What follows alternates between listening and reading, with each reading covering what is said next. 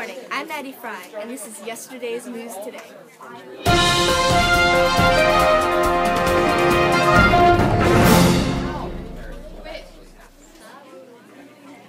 First up, we'll take a look at Lou Corrado, who has all the details on the main characters of the novel by Chris Crow, Mississippi Trial, 1955, about a story of a gruesome murder of a black boy, Emmett Till. Take it away, Lou.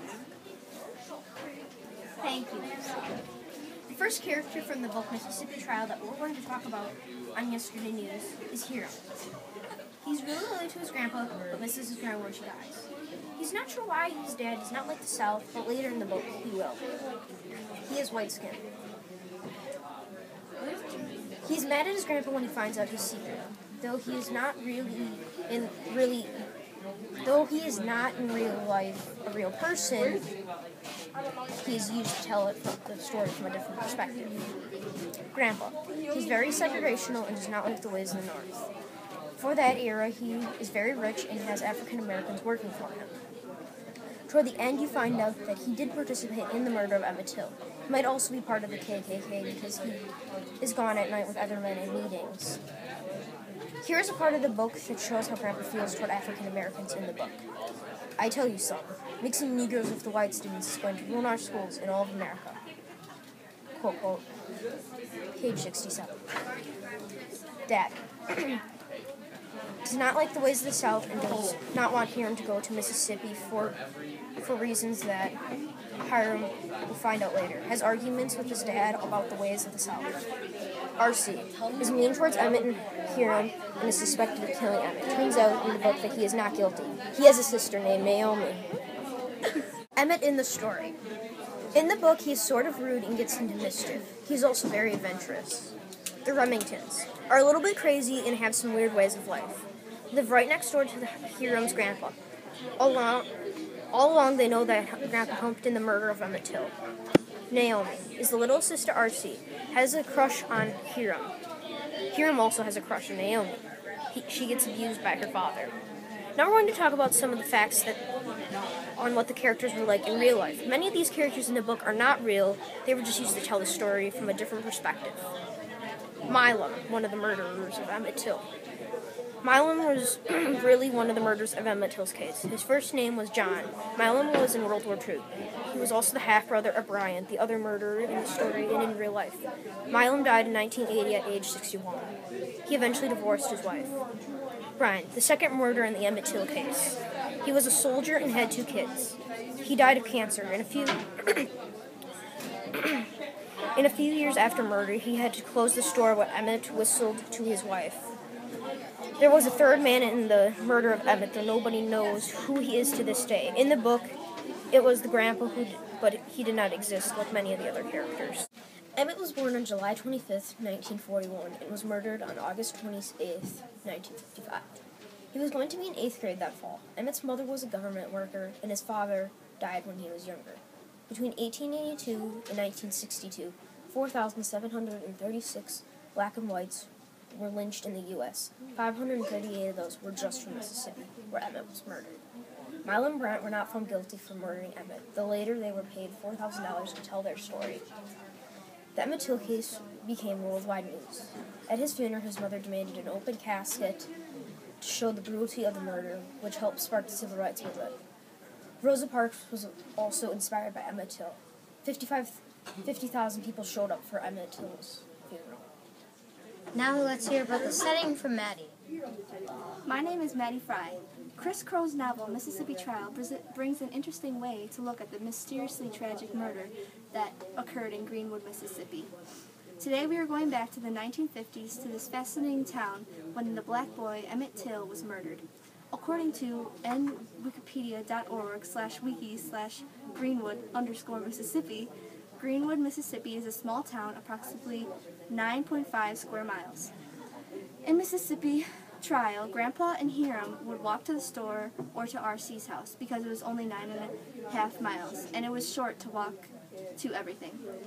In 1844, the small town was a big cotton supply to major cities, including New Orleans, Louisiana, Vicksburg, Mississippi, Memphis, Tennessee, and St. Louis, Missouri.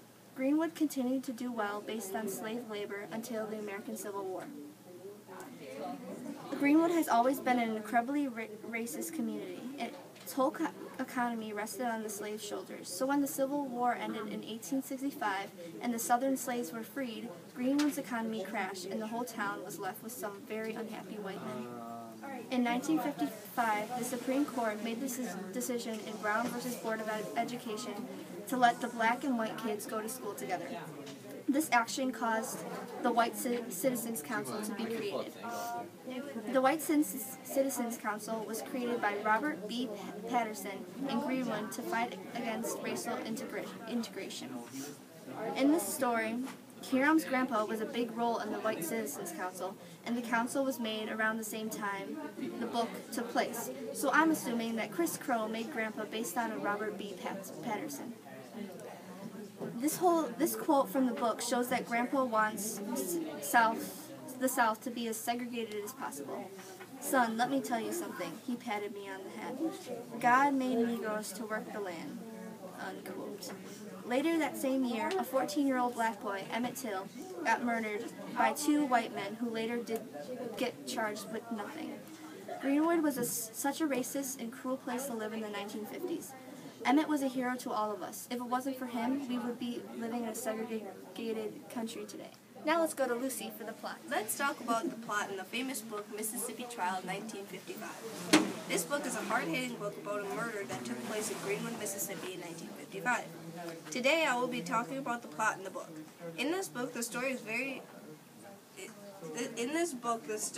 is very interesting. For example, each chapter has an event, such as Chapter 3 when Grandma dies, or Chapter 8 when Hiram runs into R.C.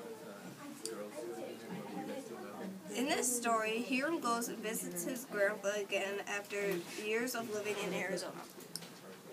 On his return to Greenwood, Mississippi, he meets a black teen named Emmett Till, who is beaten, tortured, and then killed by Bryant Millam and surprisingly Grandpa. While Hiram is in Mississippi, he is asked to participate in a trial for Emmett's murder. Hiram and Grandpa go to the trial, and the defendants were proven not guilty. The trial was and did actually happen, and Emmett really was murdered.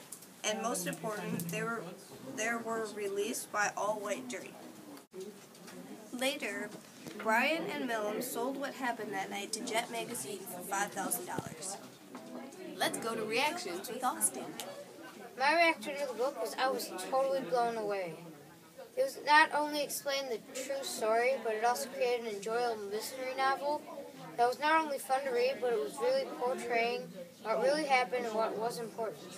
Because he wrote this book to ensure that people remember what happened that day and what helped spark the civil rights movement, this book involved the story in an accurate setting and timeline. Though some of these characters did not really exist, example Hiram Hilbert and his grandpa, but other characters like Millam and Brian are real as Emmett, who actually did kill Emmett. Go. This story made international headlines back when it happened, and his mother, strong enough to show the world the unfairness that white people gave to black people, kept her son's casket open to show what two white men had done to a black child, also whistling at a white woman. Emmett Till's death was a spark for social change. Quote, the civil rights movement, the pivotal civil rights movement. The civil rights movement used the memory of Emmett Till as a rally as well.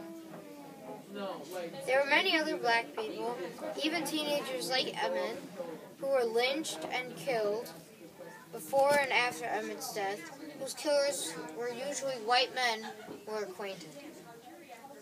Another problem to the African American culture was the KKK. Back when they were stronger, they attacked blacks, bombed buildings, and left their signature mark, the burning cross. The leader of the KKK was known as the Grand Wizard, or Imperial Wizard, or the Grand Dragon. The KKK still exists, though their numbers have dwindled, and they have about 700 members currently. Even the Grand Dragon's 11-year-old daughter is part of the KKK. This book shows that not unlike the Hunger Games, black people were treated as less than equal and were expendable and seemingly useless. There was a saying out there, to judge a man, look at how he treats his inferiors, not his equals. The black culture was mistreated until about 50 years ago. It may seem like a long time for us, but when you think about it, maybe our grandparents or parents themselves were alive during that time, or maybe they were even part of it. Overall, the death of Emmett was shocking, to say the least. According to a user on the internet, they were horrified by the murder of the young boy, said the internet user Small Biz Person. This was a great deal of media attention, and pictures of the battered and broken body were splashed onto the news, he said. The people in the North couldn't believe that whistling at a white woman, no matter how arrogant it was no cause for madness. For more information about Emmett Till, go to www.emmettill.com. For other information, go to Emmett Till Wikipedia. Thank you for watching Yesterday's News Today. Stay tuned tomorrow for William Shakespeare. Not a Austin, you're rolling. Oh! Hi.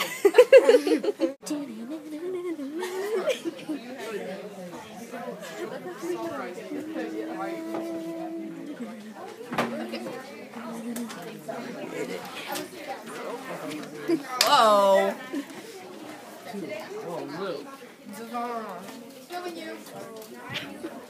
Hi, I'm Lucy. Today we And I'm Luke Crotto.